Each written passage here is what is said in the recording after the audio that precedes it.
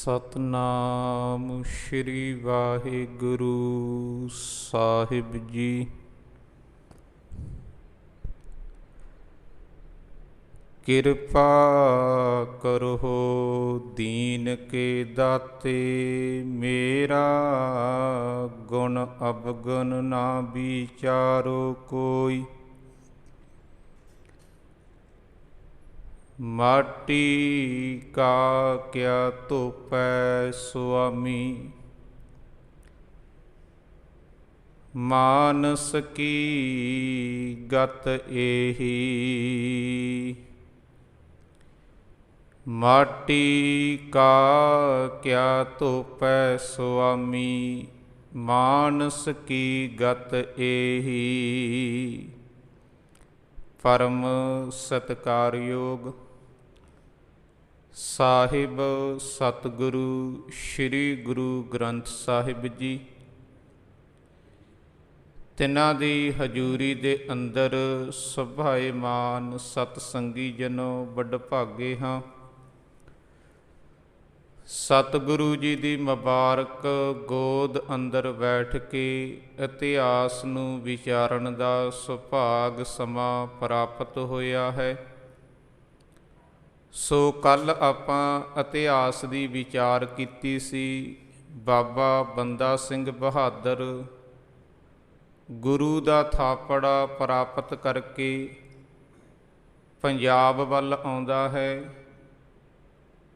ਕਰਨਾਲ ਦੇ ਲਾਗੇ ਪਹੁੰਚ ਕੇ ਬਾਬਾ ਬੰਦਾ ਸਿੰਘ ਬਹਾਦਰ ਅਤੇ ਨਾਲ ਜੋ 5 ਗੁਰਸਿੱਖ ਆਏ ਹੋਏ ਹਨ, ਉਹਨਾਂ ਦੇ ਨਾਲ ਰਾਏ ਮਸ਼ਵਰਾ ਕੀਤਾ ਜਾਂਦਾ ਹੈ। ਪੰਜਾਬ ਦੇ ਵਿੱਚ ਜੋ ਸਿੱਖ ਪਰਿਵਾਰ ਵਸਦੇ ਹਨ, ਉਹਨਾਂ ਨੂੰ ਚਿੱਠੀ ਪੱਤਰ ਲਿਖੇ ਜਾਂਦੇ ਹਨ। ਜਦੋਂ ਉਹ ਚਿੱਠੀ ਪੱਤਰ ਗੁਰਸਿੱਖ ਪਰਿਵਾਰਾਂ ਦੇ ਵਿੱਚ ਪਹੁੰਚਦੇ ਹਨ ਅਤੇ ਗੁਰਸਿੱਖ ਪਰਿਵਾਰ ਜਾ ਕੇ ਬਾਬਾ ਬੰਦਾ ਸਿੰਘ ਬਹਾਦਰ ਜੀ ਨੂੰ ਮਿਲਦੇ ਹਨ। ਜਿਵੇਂ ਕਿ ਆਪਾਂ ਜ਼ਿਕਰ ਕੀਤਾ ਸੀ, ਬਾਬਾ ਭਾਈ ਭਗਤੂ ਜੀ ਦੇ ਪਰਿਵਾਰ ਦੇ ਵਿੱਚੋਂ ਭਾਈ ਫਤਿਹ ਸਿੰਘ ਕੁਝ ਗੁਰਸਿੱਖਾਂ ਦੇ ਨਾਲ ਜਾ ਕੇ ਬਾਬਾ ਬੰਦਾ ਸਿੰਘ ਬਹਾਦਰ ਜੀ ਨੂੰ ਮਿਲਦਾ ਹੈ। ਉਸ ਤੋਂ ਬਾਅਦ ਬਾਬਾ ਬੰਦਾ ਸਿੰਘ ਬਹਾਦਰ ਜੀ ਦੇ ਕਹਿਣ ਦੇ ਮੁਤਾਬਕ ਸਮਾਣੇ ਦੇ ਉੱਪਰ ਹਮਲਾ ਕੀਤਾ ਜਾਂਦਾ ਹੈ। ਸਮਾਣੇ ਦੇ ਵਿੱਚ ਜੋ ਬਹੁਤ ਹੀ ਜ਼ਿਆਦਾ ਕਰੂਰ ਵਿਅਕਤੀ ਰਹਿੰਦੇ ਸਨ, ਕਰੂਰ ਬਿਰਤੀ ਦੇ ਮਾਲਕ, ਉਹਨਾਂ ਨੂੰ ਸਜ਼ਾਵਾਂ ਦਿੱਤੀਆਂ ਜਾਂਦੀਆਂ ਹਨ। ਅਤੇ ਸਮਾਣੇ ਦਾ ਜੋ ਮੁਖੀ ਹੈ ਉਹ ਬਾਬਾ ਭਾਈ ਭਗਤੂ ਜੀ ਦੇ ਪਰਿਵਾਰ ਦੇ ਵਿੱਚੋਂ ਜੋ ਭਾਈ ਫਤਿਹ ਸਿੰਘ ਹੈ, ਇਸ ਨੂੰ ਮੁਖੀ ਬਣਾ ਦਿੱਤਾ ਜਾਂਦਾ ਹੈ। ਸੋ ਇੱਥੋਂ ਤੱਕ ਆਪਾਂ ਵਿਚਾਰ ਕੀਤੀ ਸੀ। ਇਤਿਹਾਸ ਦੀ ਅਗਲੀ ਵਿਚਾਰ ਆਰੰਭ ਕਰਨ ਤੋਂ ਪਹਿਲਾਂ ਸਾਹਿਬੇ ਕਮਾਲ ਸ੍ਰੀ ਗੁਰੂ ਗੋਬਿੰਦ ਸਿੰਘ ਸਾਹਿਬ ਜੀ, ਤਿਨਾਂ ਵੱਲੋਂ ਬਖਸ਼ਿਸ਼ ਕੀਤੀ ਹੋਈ ਫਤਿਹ ਦੇ ਨਾਲ ਸਾਂਝ ਪਾਈਏ। ਵਲਾਓ ਫਤਿਹ। ਵਾਹਿਗੁਰੂ ਜੀ ਕਾ ਖਾਲਸਾ, ਵਾਹਿਗੁਰੂ ਜੀ ਕੀ ਫਤਿਹ। ਲੁਧਿਆਣੇ ਦੇ ਲਾਗੇ ਇੱਕ ਨਗਰ ਹੈ ਘੁੜਾਮ ਕਲਾਂ, ਅਤੇ ਦੂਸਰਾ ਨਗਰ ਹੈ ਘੁੜਾਮ ਖੁਰਦ। ਅੱਜ ਜੇਕਰ ਵੇਖਿਆ ਜਾਵੇ, ਇਹ ਦੋਵੇਂ ਹੀ ਪਿੰਡ ਵੱਖੋ ਵੱਖਰੇ ਹਨ। ਭਾਈ ਕਾਹਨ ਸਿੰਘ ਨਾਭਾ ਜੀ ਨੇ ਵੀ ਆਪਣੀਆਂ ਕਿਤਾਬਾਂ ਦੇ ਵਿੱਚ ਇਹਨਾਂ ਨੂੰ ਵੱਖੋ ਵੱਖਰੇ ਕੀਤਾ ਹੋਇਆ। ਅਤੇ ਅੱਜ ਵੀ ਅਸੀਂ ਜੇ ਲੁਧਿਆਣੇ ਦੇ ਇਲਾਕੇ ਵਿੱਚ ਚਲੇ ਜਾਈਏ, ਪਾਇਲ ਦੇ ਲਾਗੇ ਬਿਲਕੁਲ ਇਹ ਦੋਵੇਂ ਨਗਰ ਵੱਖੋ ਵੱਖਰੇ ਹਨ। ਪਰ ਬੰਦਾ ਸਿੰਘ ਬਹਾਦਰ ਦੇ ਵੇਲੇ ਇਹ ਇੱਕੋ ਹੀ ਹੋਇਆ ਕਰਦੇ ਸਨ। ਘੁੜਾਮ ਕਲਾਂ ਕਿਹਾ ਜਾਂਦਾ ਸੀ। ਇੱਥੋਂ ਦੀ ਇੱਕ ਬਹੁਤ ਹੀ ਜ਼ਿਆਦਾ ਅਹਿਮ ਘਟਨਾ ਹੈ। ਗੁਰੂ ਸਾਹਿਬਾਨ ਇਸ ਨਗਰ ਦੇ ਵਿੱਚ ਪਹੁੰਚੇ ਹੋਏ ਹਨ। ਇਤਿਹਾਸਕ ਨਿਸ਼ਾਨੀਆਂ ਵੀ ਹਨ ਉਸ ਨਗਰ ਦੇ ਵਿੱਚ। ਗੁਰੂ ਹਰਗੋਬਿੰਦ ਸਾਹਿਬ ਜੀ ਇੱਥੇ ਭਾਈ ਸੁਰਤੀਆ ਨਾਮ ਦਾ ਗੁਰਸਿੱਖ ਹੈ, ਉਸ ਦੇ ਪਰਿਵਾਰ ਦੇ ਵਿੱਚ ਪਹੁੰਚੇ ਸਨ ਤੇ ਇੱਥੇ ਹੀ ਗੁਰੂ ਹਰਗੋਬਿੰਦ ਸਾਹਿਬ ਜੀ ਦਾ ਜੋ 52 ਕਲੀਆਂ ਵਾਲਾ ਚੋਲਾ ਹੈ ਉਹ ਇੱਥੇ ਪਿਆ ਹੈਗਾ। ਭਾਈ ਸੁਰਤੀਆ ਜੀ ਨੂੰ ਇਹ ਬਖਸ਼ਿਸ਼ ਕੀਤਾ ਸੀਗਾ 52 ਕਲੀਆਂ ਵਾਲਾ ਚੋਲਾ, ਜਿਹੜਾ ਗਵਾਲੀਅਰ ਦੇ ਕਿਲੇ ਦੇ ਵਿੱਚ ਪਾਇਆ ਸੀਗਾ ਗੁਰੂ ਹਰਗੋਬਿੰਦ ਸਾਹਿਬ ਜੀ ਨੇ। ਇੱਕ ਇਤਿਹਾਸਕ ਪੋਥੀ ਪਈ ਹੈ ਬਹੁਤ ਹੱਥ ਲਿਖਤ ਗੁਰੂ ਹਰਗੋਬਿੰਦ ਸਾਹਿਬ ਦੀ, ਜੋ ਸੁਖਮਨੀ ਸਾਹਿਬ ਲਿਖਿਆ ਹੋਇਆ, ਉਸ ਦੇ ਵਿੱਚ ਇੱਕ ਗੁਰੂ ਹਰਗੋਬਿੰਦ ਸਾਹਿਬ ਜੀ ਦਾ ਜੋੜਾ ਪਿਆ, ਇੱਕ ਪੈਰ ਦਾ ਹੀ ਜੋੜਾ ਹੈ, ਦੂਸਰਾ ਪੈਰ ਦਾ ਜੋੜਾ ਕਿੱਥੇ ਹੈ ਉਹ ਨਹੀਂ ਪਤਾ।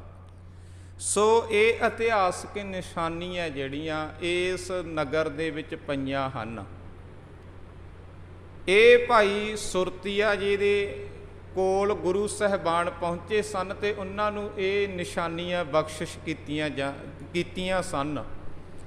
ਲੇਕਿਨ ਬਾਅਦ ਦੇ ਵਿੱਚ ਜੋ ਇੱਥੋਂ ਦਾ ਧਾਰਮਿਕ ਅਸਥਾਨ ਹੈ, ਇਸ ਦੇ ਉੱਪਰ ਜੋ ਰਾਮ ਰਾਏ ਹੈ, ਇਹਦੇ ਮਸੰਦਾਂ ਨੇ ਆ ਕੇ ਕਬਜ਼ਾ ਕਰ ਲਿਆ ਸੀ। ਹੁਣ ਜਦੋਂ ਕਬਜ਼ਾ ਕਰ ਲਿਆ, ਜੋ ਇਸ ਧਾਰਮਿਕ ਅਸਥਾਨ ਦਾ ਜੋ ਧਨ ਦੌਲਤ ਹੈ, ਜੋ ਪੂਜਾ ਹੈ, ਉਹ ਮਸੰਦ ਆਪਣੀ ਮਨਮਰਜ਼ੀ ਦੇ ਨਾਲ ਵਰਤਦੇ ਹਨ। ਇੱਥੋਂ ਦਾ ਇੱਕ ਬਹੁਤ ਹੀ ਪਿਆਰਾ ਗੁਰਸਿੱਖ ਹੈ ਜਿਸ ਦਾ ਨਾਮ ਹੈ ਭਾਈ ਬਲਾਕਾ। ਇਹ ਕੀਰਤਨ ਕਰਿਆ ਕਰਦਾ ਸੀ ਤੇ ਇਹ ਅਰਦਾਸ ਬੇਨਤੀ ਵੀ ਕਰਦਾ, ਰੋਜ਼ ਨਿਤਨੇਮ ਕਰਦਾ ਆਪਣਾ ਪਰਸਨਲੀ ਤੌਰ ਤੇ। ਲੇਕਿਨ ਜੋ ਰਾਮ ਰਾਏ ਦੇ ਮਸੰਦ ਨੇ, ਉਹਨਾਂ ਨੂੰ ਇਹ ਚੰਗਾ ਨਹੀਂ ਸੀ ਲੱਗਦਾ। ਉਹਨਾਂ ਨੇ ਇੱਕ ਦਿਨ ਕੀ ਕੀਤਾ, ਭਾਈ ਬਲਾਕੇ ਦਾ ਜੋ 2 ਤਾਰਾ ਸੀ, ਇੱਕ ਸਾਜ਼ ਦਾ ਨਾਮ ਹੈ 2 ਤਾਰਾ, ਜਿਸ ਦੇ 2 ਤਾਰਾਂ ਹੁੰਦੀਆਂ ਨੇ, ਜਿਸ ਦੇ ਉੱਪਰ ਉਹ ਕੀਰਤਨ ਕਰਦਾ ਸੀ, ਉਸ ਨੂੰ ਤੋੜ ਦਿੱਤਾ।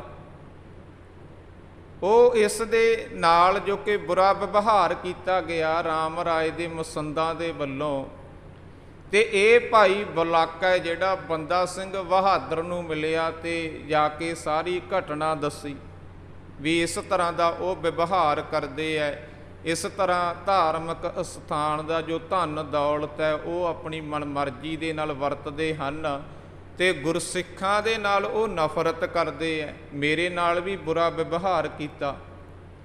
ਜਦੋਂ ਬੰਦਾ ਸਿੰਘ ਬਹਾਦਰ ਨੂੰ ਜਾ ਕੇ ਇਹ ਗੱਲ ਦੱਸੀ ਗਈ ਹੈ ਤਾਂ ਬੰਦਾ ਸਿੰਘ ਬਹਾਦਰ ਨੇ ਇਸ ਇਲਾਕੇ ਦੇ ਵਿੱਚ ਪਹੁੰਚ ਕੇ, ਇਸ ਨਗਰ ਦੇ ਵਿੱਚ ਪਹੁੰਚ ਕੇ ਰਾਮ ਰਾਜ ਦੇ ਮਸੰਦਾਂ ਨੂੰ ਸੋਧਿਆ, ਉਹਨਾਂ ਨੂੰ ਸਜ਼ਾਵਾਂ ਦਿੱਤੀਆਂ ਤੇ ਭਾਈ ਬਲਾਕਾ ਜੀ ਨੂੰ ਉਸ ਧਾਰਮਿਕ ਅਸਥਾਨ ਦੀ ਜ਼ਿੰਮੇਵਾਰੀ ਸੰਭਾਲ ਦਿੱਤੀ।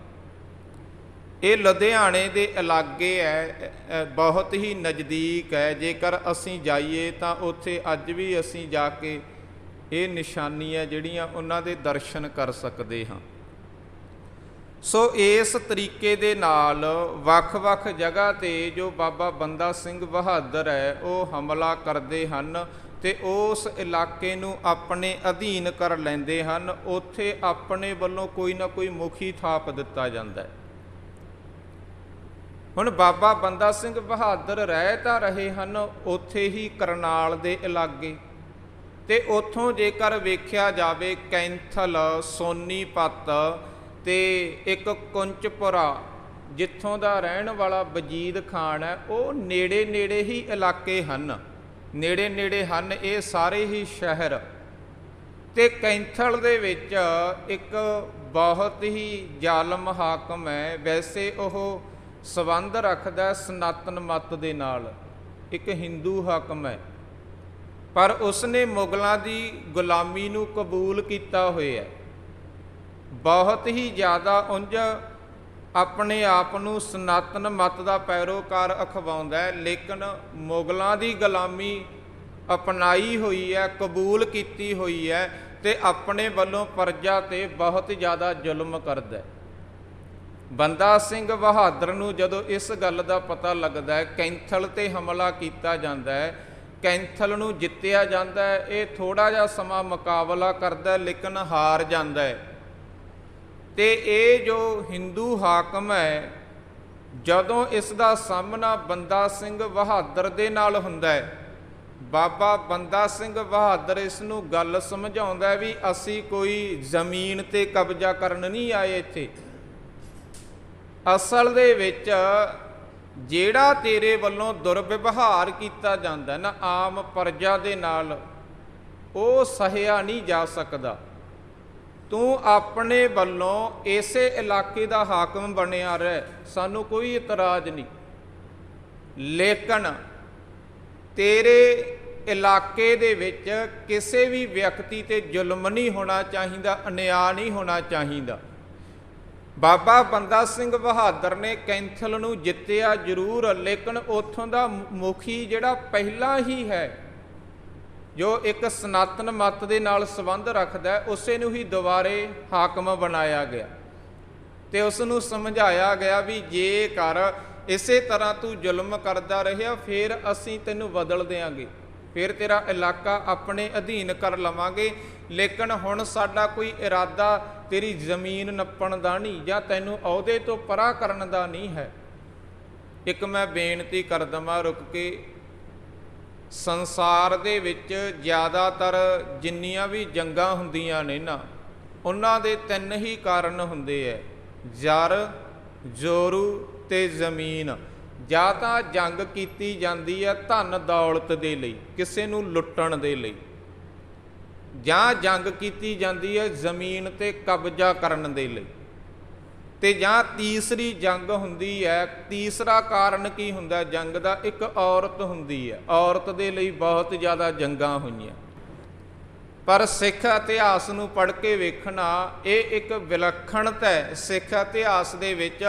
ਗੁਰੂ ਹਰਗੋਬਿੰਦ ਸਾਹਿਬ ਜੀ ਨੇ 4 ਜੰਗਾਂ ਕੀਤੀਆਂ, ਗੁਰੂ ਗੋਬਿੰਦ ਸਿੰਘ ਜੀ ਨੇ 14 ਜੰਗਾਂ ਕੀਤੀਆਂ, ਕੁੱਲ ਮਿਲਾ ਕੇ 18 ਜੰਗਾਂ ਹਨ ਗੁਰੂ ਸਾਹਿਬਾਨ ਦੇ ਵੇਲੇ ਹੋਣੀਆਂ। ਪਰ ਤਿੰਨਾਂ ਦੇ ਵਿੱਚ ਹੀ ਕਾਰਨ ਹੈ ਜਿਹੜਾ ਉਹ ਇਹ ਨਹੀਂ ਬਣਿਆ ਵੀ ਜਾਂ ਜਰ, ਜ਼ੋਰੂ ਤੇ ਜਾਂ ਜ਼ਮੀਨ ਦੇ ਲਈ ਜੰਗ ਲੜੀ ਹੋਵੇ।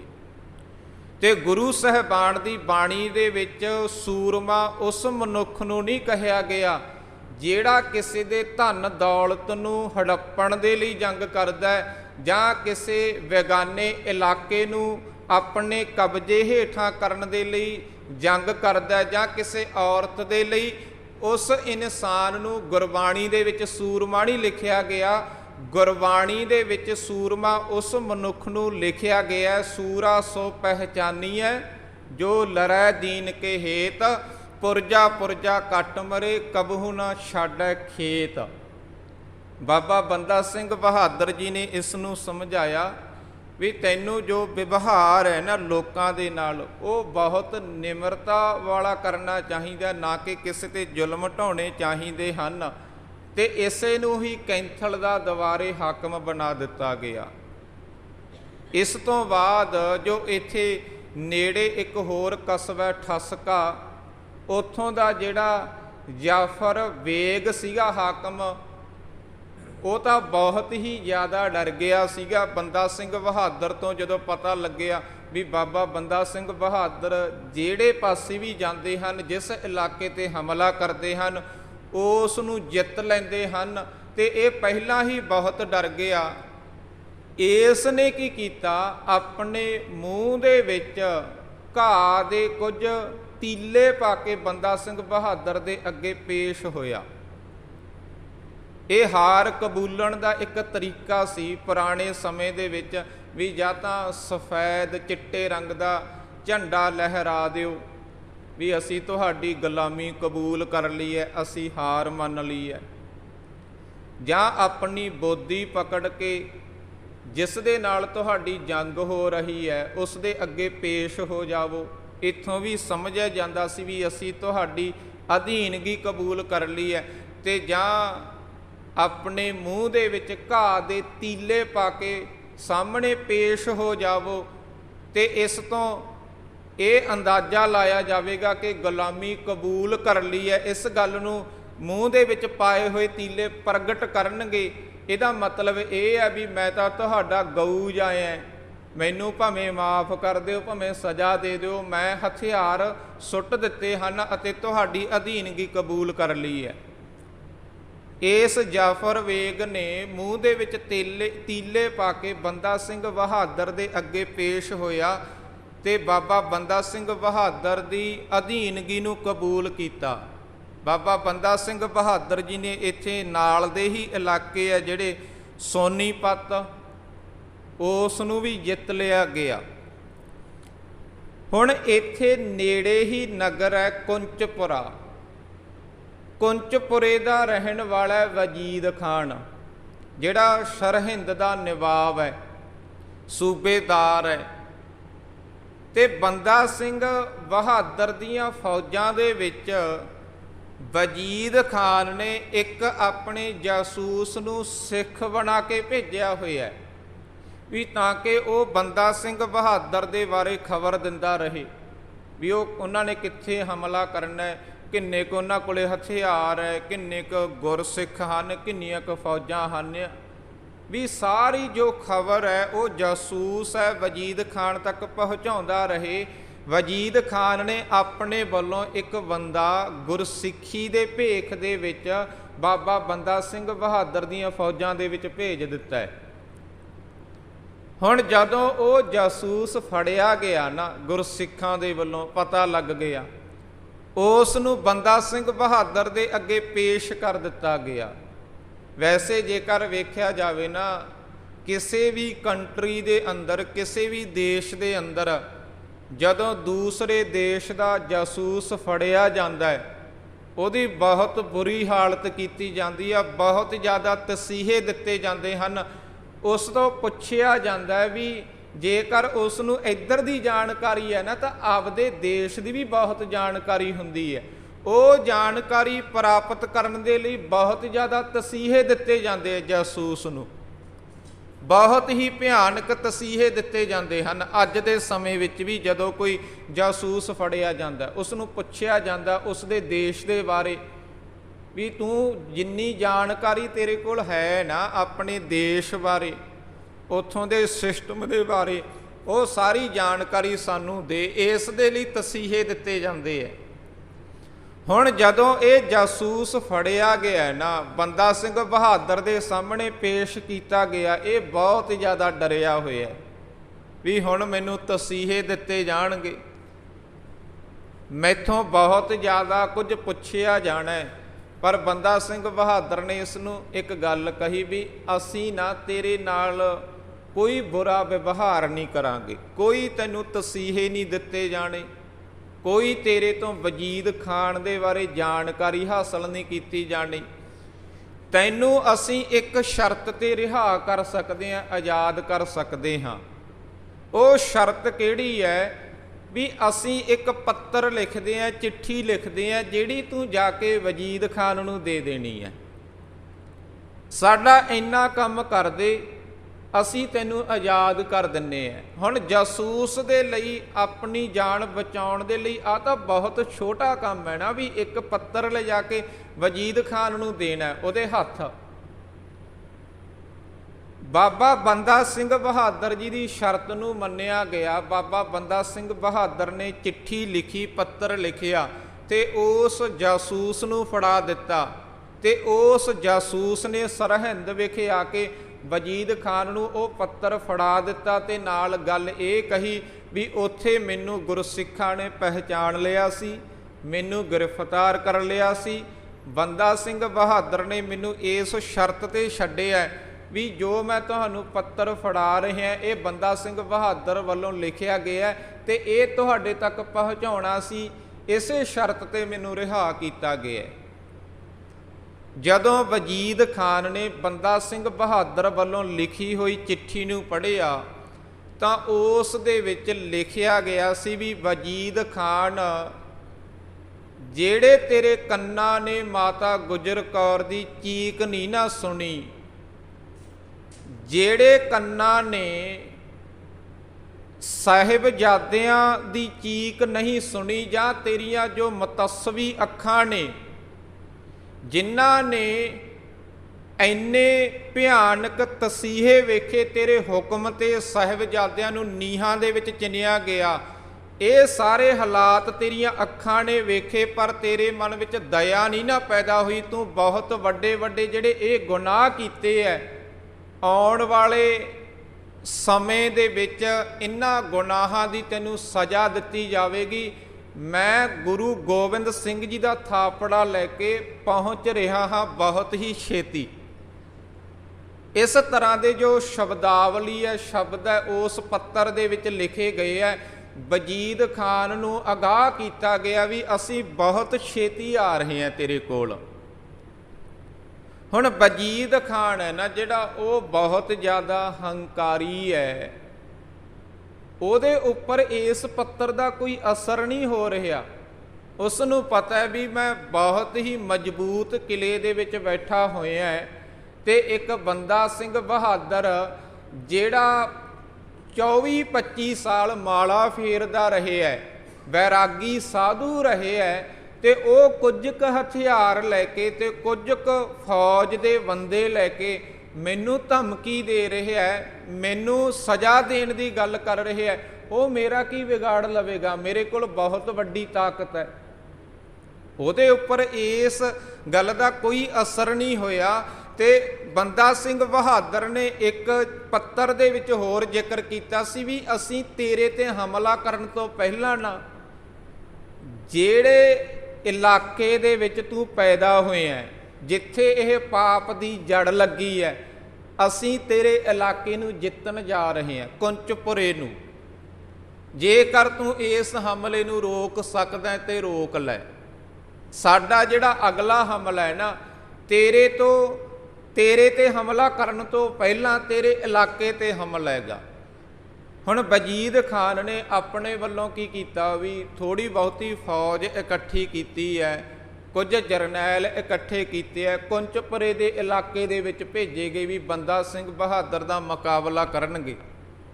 ਪਰ ਜਦੋਂ ਤੱਕ ਇਹਦੀ ਫੌਜ ਅਤੇ ਇਹਦੇ ਜਰਨੈਲ ਪਹੁੰਚੇ ਨਾ ਕੁੰਚਪੁਰੇ ਵਿਖੇ, ਉਦੋਂ ਤੱਕ ਤਾਂ ਬੰਦਾ ਸਿੰਘ ਬਹਾਦਰ ਨੇ ਉਸ ਇਲਾਕੇ ਤੇ ਕਬਜ਼ਾ ਕਰ ਲਿਆ ਸੀ, ਉਸ ਇਲਾਕੇ ਨੂੰ ਜਿੱਤ ਲਿਆ ਸੀ। ਭਾਵੇਂ ਹਥਿਆਰ ਥੋੜ੍ਹੇ ਹੈ, ਫੌਜਾਂ ਦੀ ਗਿਣਤੀ ਵੀ ਥੋੜ੍ਹੀ ਹੈ, ਤਾਕਤ ਬਹੁਤ ਘੱਟ ਹੈ, ਜ਼ਾਲਮ ਦੇ ਕੋਲ ਤਾਕਤ ਬਹੁਤ ਜ਼ਿਆਦਾ ਹੈ, ਪਰ ਬੰਦਾ ਸਿੰਘ ਬਹਾਦਰ ਨੂੰ ਇਸ ਗੱਲ ਦਾ ਗਿਆਨ ਹੈ, ਇਸ ਗੱਲ ਦਾ ਅਨੁਭਵ ਹੈ ਵੀ ਜੰਗ ਦੇ ਵਿੱਚ ਕਦੇ ਵੀ ਹਥਿਆਰ ਬੰਦੇ ਨਹੀਂ ਲੜਿਆ ਕਰਦੇ, ਜੰਗ ਦੇ ਵਿੱਚ ਹੌਸਲਾ ਤੇ ਵਿਸ਼ਵਾਸ ਲੜਿਆ ਕਰਦਾ।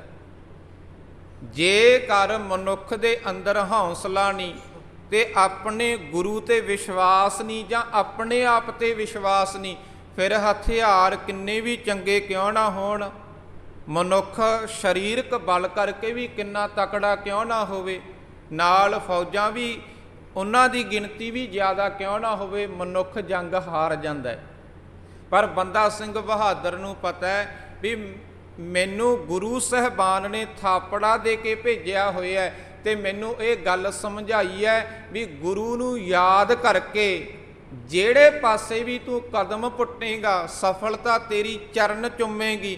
ਇਹ ਗੱਲਾਂ ਜਿਹੜੀਆਂ ਗੁਰੂ ਗੋਬਿੰਦ ਸਿੰਘ ਜੀ ਵੱਲੋਂ ਕਹੀਆਂ ਗਈਆਂ, ਇਹਨਾਂ ਦੇ ਉੱਪਰ ਬਹੁਤ ਜ਼ਿਆਦਾ ਵਿਸ਼ਵਾਸ ਹੈ ਬੰਦਾ ਸਿੰਘ ਬਹਾਦਰ ਨੂੰ। ਤੇ ਬੰਦਾ ਸਿੰਘ ਬਹਾਦਰ ਨੂੰ ਪਤਾ ਵੀ ਹੌਸਲਾ ਹੋਣਾ ਚਾਹੀਦਾ। ਜੰਗ ਦੇ ਮੈਦਾਨ ਵਿੱਚ ਹਥਿਆਰ ਅਤੇ ਬੰਦੇ ਨਹੀਂ ਲੜਿਆ ਕਰਦੇ, ਹੌਸਲਾ ਲੜਿਆ ਕਰਦਾ। ਜੇਕਰ ਹੌਸਲਾ ਹੈ ਤਾਂ ਇੱਕ ਛੋਟੇ ਜਿਹੇ ਕੱਦ ਦਾ, ਜਿਸ ਦੇ ਸਰੀਰ ਦਾ ਵੇਟ ਵੀ ਕੋਈ ਬਹੁਤਾ ਜ਼ਿਆਦਾ ਨਹੀਂ, ਭਾਈ ਬਚਿੱਤਰ ਸਿੰਘ ਹਾਥੀ ਦਾ ਮੁਕਾਬਲਾ ਕਰ ਜਾਂਦਾ ਹੈ ਜੇਕਰ ਅੰਦਰ ਹੌਸਲਾ ਹੈ। ਤੇ ਜੇ ਅੰਦਰ ਹੌਸਲਾ ਨਹੀਂ ਤਾਂ ਦੁਨੀ ਚੰਦ ਵਰਗਾ ਇੱਕ ਬਹੁਤ ਵੱਡਾ ਮਨੁੱਖ ਜਿਸ ਦਾ ਸਰੀਰ ਦਾ ਵੇਟ ਵੀ ਬਹੁਤ ਜ਼ਿਆਦਾ, ਉਹ ਵੀ ਜੰਗ ਦੇ ਵਿੱਚੋਂ ਦੌੜ ਜਾਂਦਾ। ਗੱਲ ਸਾਰੀ ਹੌਸਲੇ ਦੀ ਹੈ। ਹੁਣ ਜੋ ਕਿ ਕੁੰਚਪੁਰੇ ਦੇ ਇਲਾਕੇ ਨੂੰ ਜਿੱਤਿਆ ਗਿਆ, ਇਸ ਇਲਾਕੇ ਨੂੰ ਜਿੱਤਣ ਤੋਂ ਬਾਅਦ ਬਾਬਾ ਬੰਦਾ ਸਿੰਘ ਬਹਾਦਰ ਸ਼ਾਹਬਾਦ ਮਾਰਕੰਡਾ ਇਸ ਇਲਾਕੇ ਦੇ ਵਿੱਚ ਪਹੁੰਚ ਗਏ ਹੈ। ਹੁਣ ਜਿਹੜੇ ਚਿੱਠੀ ਪੱਤਰ ਲਿਖੇ ਗਏ ਹੈ ਨਾ, ਉਹ ਚਿੱਠੀ ਪੱਤਰ ਅੱਗੇ ਦੀ ਅੱਗੇ ਜਾ ਰਹੇ ਆ ਗੁਰਸਿੱਖ ਘਰਾਣਿਆਂ ਦੇ ਕੋਲ। ਤੇ ਜਦੋਂ ਤੱਕ ਉਹ ਸਾਰੇ ਚਿੱਠੀ ਪੱਤਰ ਜਿੱਥੇ ਜਿੱਥੇ ਪਹੁੰਚਣੇ ਚਾਹੀਦੇ ਸਨ, ਉਹ ਪਹੁੰਚ ਗਏ ਤਾਂ ਇੱਕ ਬਹੁਤ ਜ਼ਿਆਦਾ ਗਿਣਤੀ ਦੇ ਵਿੱਚ ਗੁਰਸਿੱਖਾਂ ਦੀ ਜਿਹੜੀ ਫੌਜ ਹੈ ਨਾ, ਉਹ ਆਨੰਦਪੁਰ ਦੇ ਇਲਾਕੇ ਵਾਲੇ ਪਾਸੇ ਕੀਰਤਪੁਰ ਸਾਹਿਬ ਪਹੁੰਚ ਚੁੱਕੀ ਹੈ। ਹੁਣ ਇੱਕ ਸਿੱਖਾਂ ਦੀ ਫੌਜ ਹੈ ਜਿਹੜੀ ਉਹ ਆਨੰਦਪੁਰ ਵਾਲੇ ਪਾਸੇ ਹੈ, ਤੇ ਇੱਧਰਲੇ ਪਾਸੇ ਕਰਨਾਲ ਵਾਲੇ ਪਾਸੇ ਬਾਬਾ ਬੰਦਾ ਸਿੰਘ ਬਹਾਦਰ ਦੀ ਫੌਜ ਹੈ। ਹੁਣ ਜਿਹੜੀ ਸਿੱਖ ਫੌਜ ਹੈ ਨਾ, ਉਹ ਦੋ ਹਿੱਸਿਆਂ ਦੇ ਵਿੱਚ ਵੰਡੀ ਹੋਈ ਹੈ। ਇੱਕ ਕਰਨਾਲ ਵਾਲੇ ਪਾਸੇ ਬੰਦਾ ਸਿੰਘ ਬਹਾਦਰ ਤੇ ਉਸ ਦੀ ਫੌਜ, ਤੇ ਦੂਸਰੇ ਪਾਸੇ ਆਨੰਦਪੁਰ ਵਾਲੇ ਪਾਸੇ ਵੀ ਗੁਰਸਿੱਖ ਹੈ ਜਿਹੜੇ ਉਹ ਵੀ ਇਕੱਠੇ ਹੋ ਗਏ ਆ, ਇੱਕ ਫੌਜ ਦਾ ਰੂਪ ਧਾਰਨ ਕਰ ਲਿਆ ਉਹਨਾਂ ਨੇ, ਜਿਨ੍ਹਾਂ ਦੇ ਕੋਲ ਵੀ ਚਿੱਠੀ ਪੱਤਰ ਪਹੁੰਚੇ ਆ। ਤੇ ਵਿਚਕਾਰ ਹੈ ਸਰਹੰਦ, ਦੋਵਾਂ ਫੌਜਾਂ ਦੇ ਵਿਚਕਾਰ ਸਰਹਿੰਦ ਦਾ ਇਲਾਕਾ ਹੈ। ਹੁਣ ਉਹ ਜਿਹੜੀਆਂ ਦੋਵੇਂ ਫੌਜਾਂ ਨੇ ਉਹ ਇਕੱਠੀਆਂ ਨਹੀਂ ਹੋ ਸਕਦੀਆਂ। ਇਕੱਠੀਆਂ ਹੋਣ ਦੇ ਲਈ ਉਹਨਾਂ ਨੂੰ ਉੱਪਰ ਦੀ ਫਰਕ ਪਾਉਣਾ ਪੈਣਾ, ਸਰਹਿੰਦ ਨੂੰ ਕੱਟ ਕੇ ਇਕੱਠੀਆਂ ਹੋ ਸਕਦੀਆਂ। ਇਸ ਕਰਕੇ ਬੰਦਾ ਸਿੰਘ ਬਹਾਦਰ ਹੈ ਜਿਹੜਾ ਉਹ ਸ਼ਾਹਬਾਦ ਦੇ ਇਲਾਕੇ, ਮਾਰਕੰਡੇ ਦੇ ਇਲਾਕੇ ਦੇ ਵਿੱਚ ਪਹੁੰਚਿਆ ਵੀ ਤਾਂ ਕਿ ਉੱਥੇ ਇਕੱਠਿਆਂ ਹੋਇਆ ਜਾ ਸਕੇ। ਹੁਣ ਜਿਹੜਾ ਸਰਹਿੰਦ ਹੈ ਨਾ, ਅੱਜ ਜੋ ਅਸੀਂ ਸਰਹਿੰਦ ਨੂੰ ਵੇਖਦੇ ਹਾਂ, ਫਤਿਹਗੜ੍ਹ ਸਾਹਿਬ ਨੂੰ, ਅੱਜ ਤਾਂ ਬਹੁਤ ਛੋਟਾ ਸ਼ਹਿਰ ਹੈ, ਛੋਟਾ ਜਿਹਾ ਕਸਬਾ ਹੈ ਇੱਕ।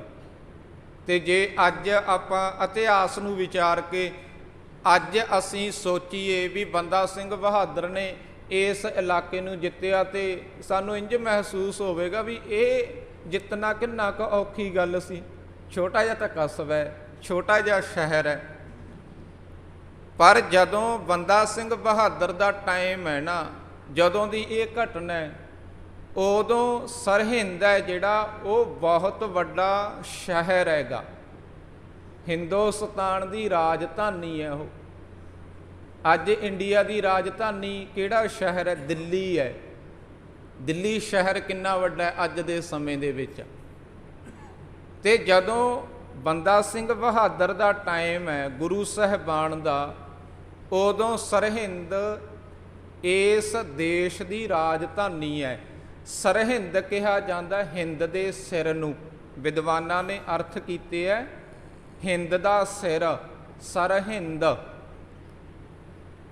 12 ਲੱਖ ਰੁਪਈਆ ਇਸ ਦਾ ਟੈਕਸ ਹੁੰਦਾ ਸੀ ਜਿਹੜਾ ਦਿੱਲੀ ਨੂੰ ਜਾਂਦਾ ਸੀ ਬਾਦਸ਼ਾਹ ਨੂੰ, ਉਸ ਸਮੇਂ ਦੇ ਵਿੱਚ 12 ਲੱਖ ਰੁਪਈਆ ਕਿੰਨੀ ਵੱਡੀ ਰਕਮ ਹੈ। ਵਿਦਵਾਨਾਂ ਨੇ ਇਹ ਲਿਖਿਆ ਵੀ ਜੇ ਸਰਹਿੰਦ ਦਾ ਸਿਰ ਦੁਖਣ ਲੱਗ ਜਾਂਦਾ ਨਾ, ਤੇ ਇਸ ਦੇਸ਼ ਨੂੰ ਬੁਖਾਰ ਚੜ੍ਹ ਜਾਂਦਾ, ਇੰਨੀ ਵੱਡੀ ਅਹਿਮੀਅਤ ਰੱਖਦਾ ਸੀ। ਤੇ ਸਰਹਿੰਦ ਦੇ ਵੱਖ-ਵੱਖ ਵਿਦਵਾਨਾਂ ਨੇ ਅਰਥ ਕੀਤੇ ਹੈ। ਕਿਸੇ ਨੇ ਕੀਤਾ ਹਿੰਦ ਦਾ ਸਿਰ, ਸਰਹਿੰਦ, ਤੇ ਕਿਸੇ ਵਿਦਵਾਨ ਨੇ ਲਿਖਿਆ ਸਾਰਿੰਦ। ਸ਼ਾਹ ਦਾ ਅਰਥ ਹੁੰਦਾ ਹੈ ਬਾਦਸ਼ਾਹ, ਤੇ ਰਿੰਦ ਦਾ ਅਰਥ ਹੁੰਦਾ ਸ਼ੇਰ, ਭਾਵ ਕਿ ਇੱਥੇ ਆਜ਼ਾਦੀ ਦੇ ਨਾਲ ਬਾਦਸ਼ਾਹ ਸ਼ੇਰ ਘੁੰਮਦੇ ਸਨ, ਜਿਨ੍ਹਾਂ ਨੂੰ ਕਿਸੇ ਦਾ ਕੋਈ ਡਰ ਖੌਫ ਨਹੀਂ ਸੀ। ਇਸ ਤਰੀਕੇ ਦੇ ਨਾਲ ਸਰਹਿੰਦ ਦੇ ਵੱਖ-ਵੱਖ ਵਿਦਵਾਨਾਂ ਨੇ ਵੱਖ-ਵੱਖ ਅਰਥ ਕੀਤੇ ਹਨ। ਵਜੀਦ ਖਾਨ ਨੂੰ ਵੀ ਜਦੋਂ ਇਸ ਗੱਲ ਦਾ ਪਤਾ ਲੱਗਿਆ ਨਾ ਵੀ ਮੇਰੇ ਤੇ ਹਮਲਾ ਹੋਣਾ ਹੈ, ਤੇ ਉਸ ਨੇ ਆਪਣੇ ਵੱਲੋਂ ਵੀ ਤਿਆਰੀਆਂ ਕੀਤੀਆਂ। ਜਿਸ ਜਗ੍ਹਾ ਤੇ ਅੱਜ ਗੁਰਦੁਆਰਾ ਸਾਹਿਬ ਹੈ ਫਤਿਹਗੜ੍ਹ ਸਾਹਿਬ, ਇਸ ਜਗ੍ਹਾ ਤੇ ਬਹੁਤ ਵੱਡਾ ਕਿਲਾ ਸੀ ਜਿਸ ਦੇ 8 ਬੁਰਜ ਸਨ, ਤੇ ਇਸ ਕਿਲੇ ਦੇ ਨਾਲ ਦੀ ਹੀ ਨਦੀ ਵਹਿੰਦੀ ਸੀ ਇੱਕ ਬਹੁਤ ਵੱਡੀ। 8 ਬੁਰਜਾਂ ਦੇ ਵਿੱਚੋਂ ਇੱਕ ਬੁਰਜ ਦੀ ਉਚਾਈ 148 ਫੁੱਟ ਸੀ। ਇੱਕ ਬੁਰਜ ਇੰਨਾ ਵੱਡਾ ਸੀ ਵੀ 148 ਫੁੱਟ ਉਸ ਦੀ ਉਚਾਈ ਸੀ। ਤੇ ਉਸ ਨਦੀ ਦੇ ਵਿੱਚੋਂ ਪਾਣੀ ਲੈ ਕੇ ਨਾ ਕਿਲੇ ਦੇ ਵਿੱਚ ਰਸਤੇ ਬਣਾਏ ਹੋਏ ਸਨ। ਉਹਨਾਂ ਰਸਤਿਆਂ ਦੇ ਵਿੱਚ ਦੀ ਉਸ ਪਾਣੀ ਨੂੰ ਘੁਮਾਇਆ ਜਾਂਦਾ ਸੀ ਤਾਂ ਕਿ ਜਿਹੜੇ ਬੁਰਜ ਹਨ ਉਹ ਠੰਡੇ ਰਹਿਣ। ਬਹੁਤ ਮਜ਼ਬੂਤ ਕਿਲਾ ਹੈ, ਬਹੁਤ ਹੀ ਜ਼ਿਆਦਾ। ਹੁਣ ਵਜੀਦ ਖਾਨ ਨੇ ਪੱਤਰ ਵੀ ਪੜ੍ਹਿਆ ਹੋਇਆ, ਉਸ ਨੂੰ ਪਤਾ ਬੰਦਾ ਸਿੰਘ ਬਹਾਦਰ ਹਮਲਾ ਵੀ ਕਰੇਗਾ। ਤੇ ਇੱਕ ਘਟਨਾ ਦੀ ਮੈਂ ਸਾਂਝ ਹੋਰ ਪਾਵਾਂ, ਇਸ ਸਰਹਿੰਦ ਦੇ ਨੇੜੇ ਨਾ ਇੱਕ ਪਿੰਡ ਹੈ ਸਰਹੌਂਦੀ, ਸਰਹੰਦੀ ਪਿੰਡ ਦੇ ਦੋ ਗੁਰਸਿੱਖ ਨੇ, ਆਲੀ ਸਿੰਘ ਤੇ ਮਾਲੀ ਸਿੰਘ।